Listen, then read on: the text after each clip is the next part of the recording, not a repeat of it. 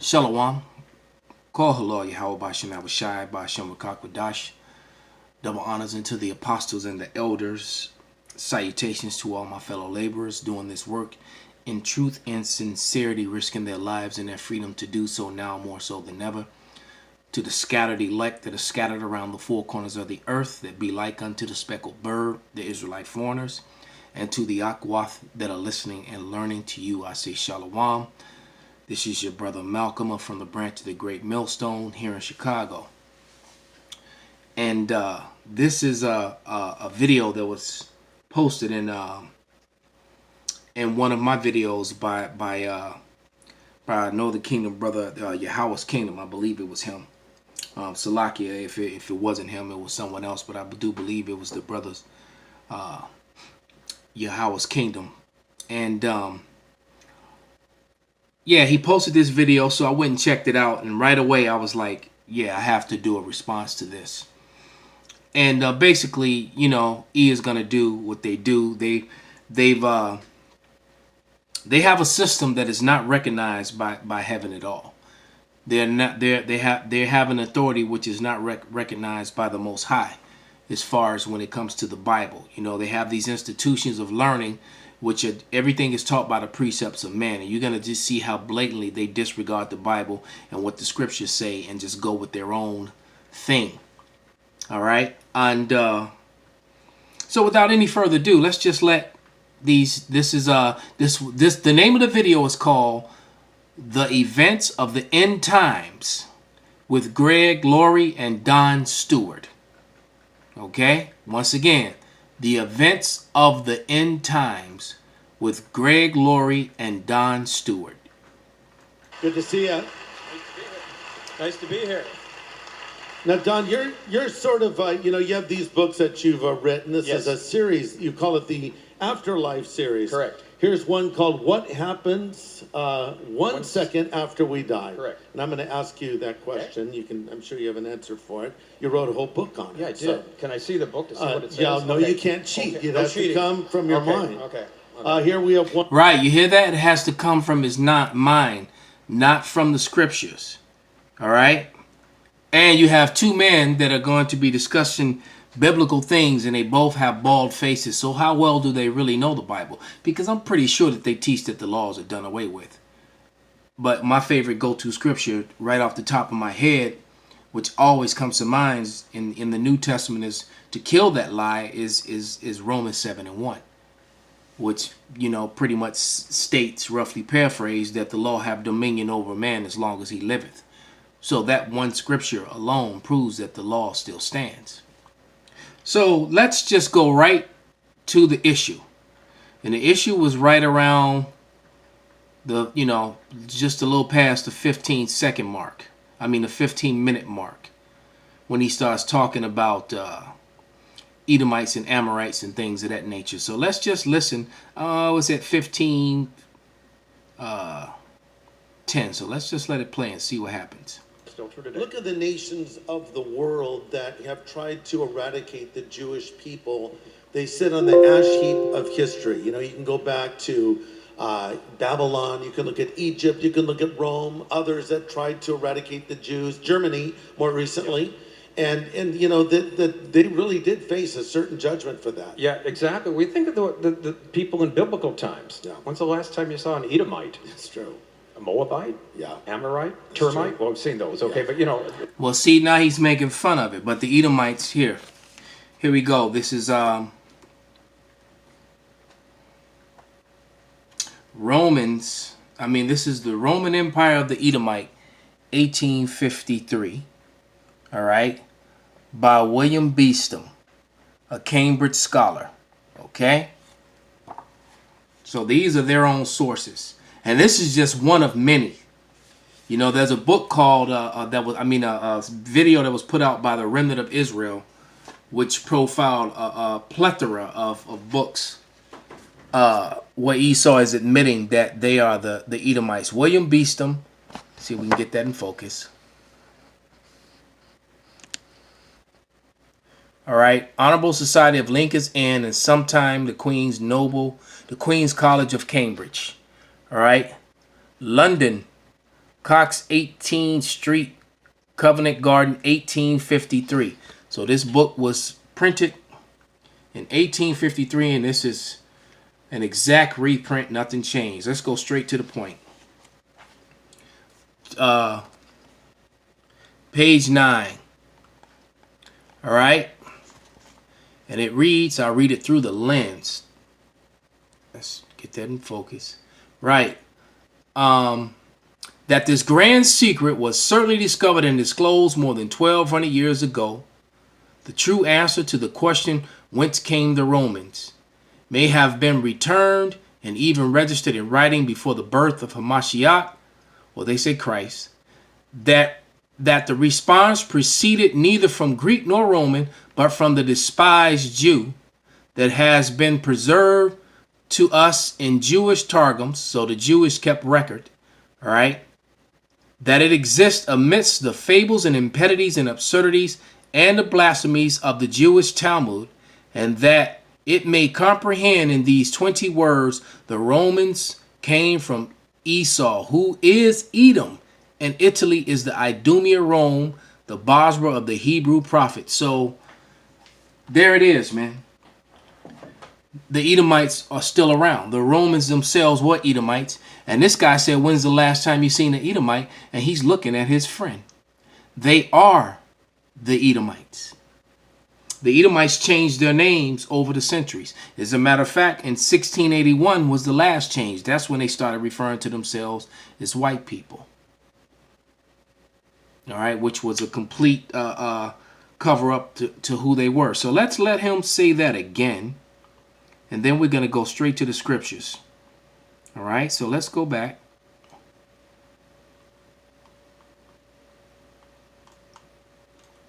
Let him finish his statement.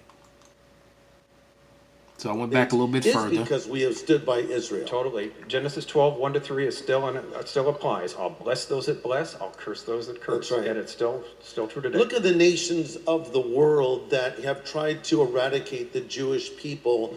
They sit on the ash heap of history. You know, you can go back to Babylon. You can look at Egypt. You can look at Rome. Others that tried to eradicate the Jews. Germany, more recently. Yep.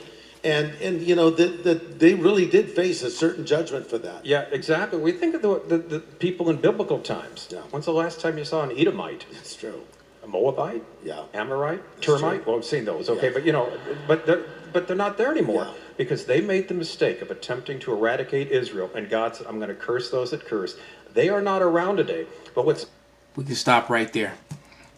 Okay, we can stop right there. He says that they are not around today. And that's typically what they teach in all the seminaries and religious schools and things of that nature here in Babylon, which is spiritual Babylon and also spiritual Egypt. But this is Ecclesiastes 4:16. Let's see what the Lord has to say, what the Word has to say, versus their curriculum. There is no end to all the people, even of all that have been before them. They also that come after shall not rejoice in him. Surely this is vanity and a vexation of spirit. So Edom is still here. All people. Ammon is still here. Moab is still here. Moab are the Chinese, so-called. That's the easy thing. All you got to do is just look up Moabite and Ammonite gods, and the images will pretty much tell you that. Will show you. Okay, so let's grab another scripture that and this is why they're able to just freely lie and then have credibility behind their lies. This is Job 9:24. The earth is given into the hand of the wicked. He covered the faces of the judges thereof. If not, where and who is he? Because in the Apocrypha, it identifies Esau as the wicked. And the wicked have to be ruling upon the return of the Lord. All right. So his race, his people, his forefather, and he himself are the wicked. Okay. It's two fingers up. May as well be horns. Let's go. Another reason why they're able to just lie about who they are. And this is because of their behavior. This is Psalms 49 and 11. The inward thought is that their houses shall continue forever, and their dwelling places to all generations. They call their lands after their own names. So they, I mean, look at the land masses around the world. They've all been named by Edomites. Why? Because the earth was given into their hands. All right, they named the things on the map. The Chinese didn't call China, China. They didn't call themselves that. They got labeled that by these people. You know, Australia,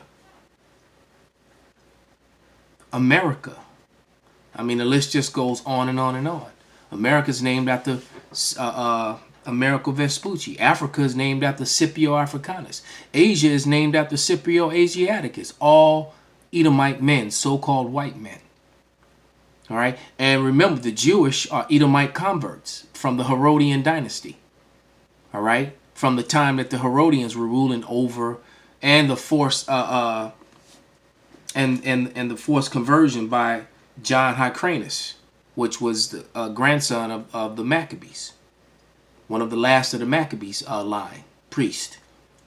When they conquered Edom, there was a forced conversion. So you had Edomites that were referring to themselves as Jewish, and a sect of them still to this day. That is what we're talking about here. All right. So being Jewish has nothing to do with being an Israelite, being an Israelite, who are the Lord's true chosen people.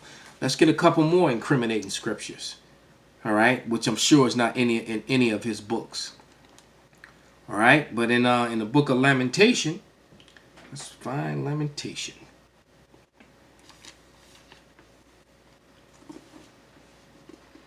It tells you that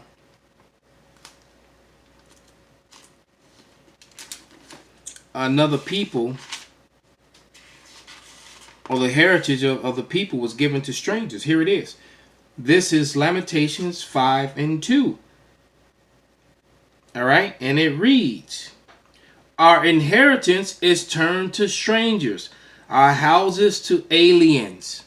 All right, so now you got this group of people, this group of humanity that created the name white for themselves and Jewish for themselves, and they're holding on because he says that the Christian, Judeo-Christian, and I'm always telling you about that, because the Edomite Christians and the Edomite Jews work hand in hand together. All right? It's all about Edomite supremacy because none of them really believe in the Bible. That's all a front for money and control. That's why the Pope wears a yarmulke just like the Jewish people on his head.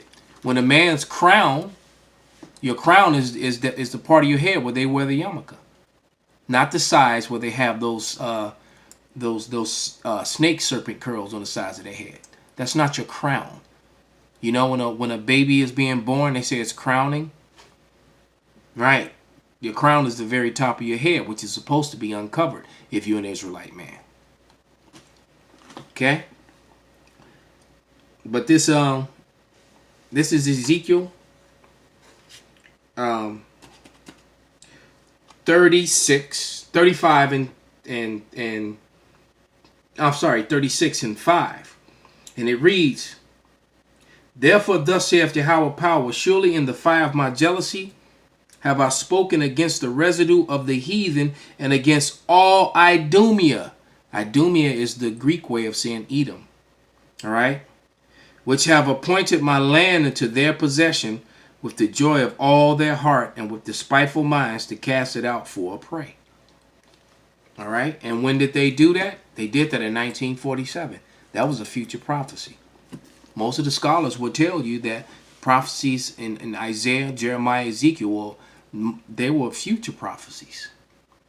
Matter of fact, most of the prophets were prophesying about today, this time, the last days. As a matter of fact, the very name of this show that they're teaching from, the platform, it's called The Events of the End Times.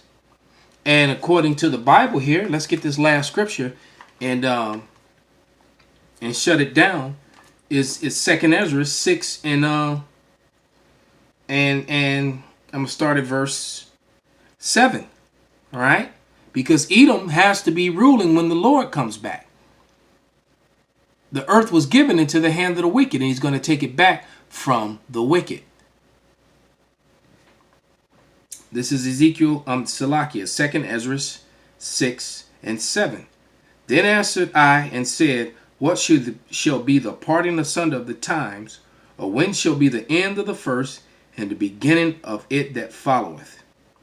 And he said unto me, from Abraham unto Isaac, when Jacob and Esau were born of him, Jacob's hand held first the heel of Esau.